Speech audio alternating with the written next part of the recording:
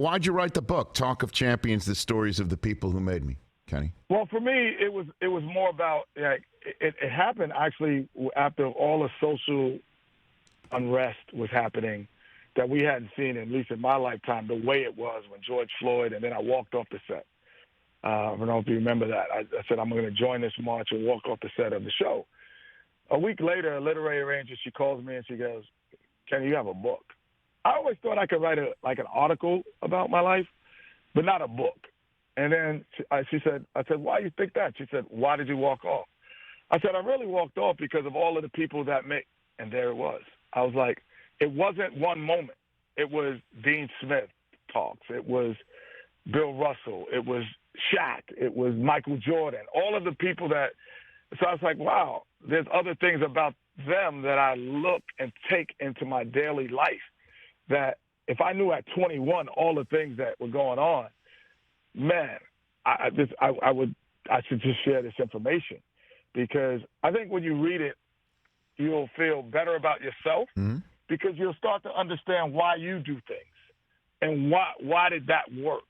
Because, honestly, Rich, I used to take for granted the people around me, meaning I thought everyone had Bill Russell around them or Dean Smith or Michael Jordans or Shaqs or Charles.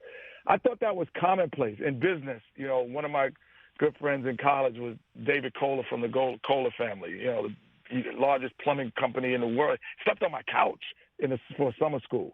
Guy Osseri, who manages Sting and Madonna and the biggest names in business, he slept on my couch for like 45 days. I thought this was normal to have people like that around you.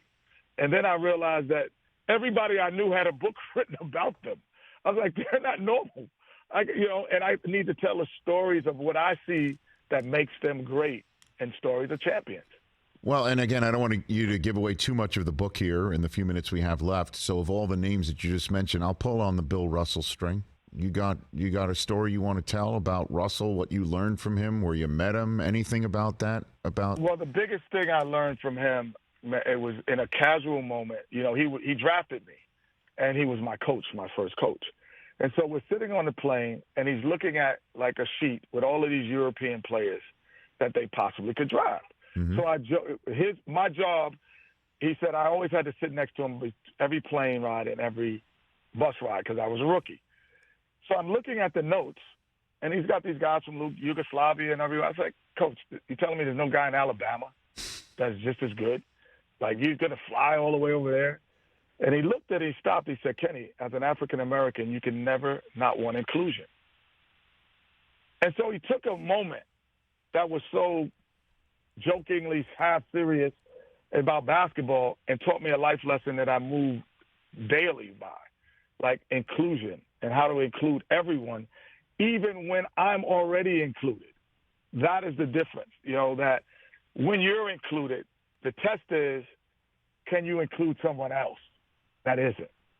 That's what the test is. And so for me, there's millions of stories like that with Bill and I. When you read the book, you'll see some more. So, again, I don't know if it's like the NFL where you're on draft day and you get a phone call and it's the coach or the GM or the owner of the team saying, welcome to the team.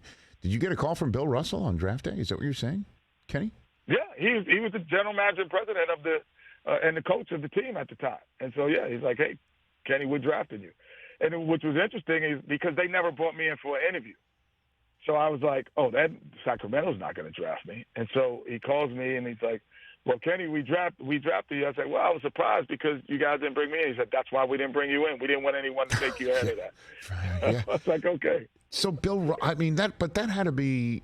And again, I know you were around Dean Smith, and you had a lot going on, and you were around big time basketball. But for a kid, from Queens to look down at the phone, or just or obviously at the time there's no call waiting, you pick up the phone and that. No, we didn't know it was. Yeah, I know, right? So we didn't grow up in that era. I know. I just caught myself. I just caught myself. I could have been a busy signal, right? No question. But I was, in awe for sure. I mean, we both were old enough to understand who Bill Russell was.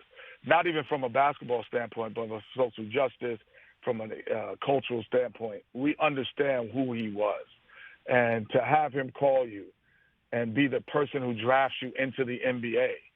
And then, even years later, which I wrote in the book, 20 years later, when he had his statue put up at the Boston, in front of the Boston Garden, he called me again and asked me to MC it. Oh, come on. I mean, could you imagine? No. That call. No. He's like, Kenny, I want you to do it. I want you to MC it, when you come out. And so I always had him in such high regard over the years, and we talked, but it just assured me that he felt a way about me as well. I still keep in touch with his wife to this day. I talked to her last week. He is a figure that has always been influential in my life. That's like getting a call from the President of the United States, Kenny. Oh, it's better. It's better for a basketball player. It's better. Catch the Rich Eisen Show every single day on the Roku channel, 12 to 3 Eastern, for free.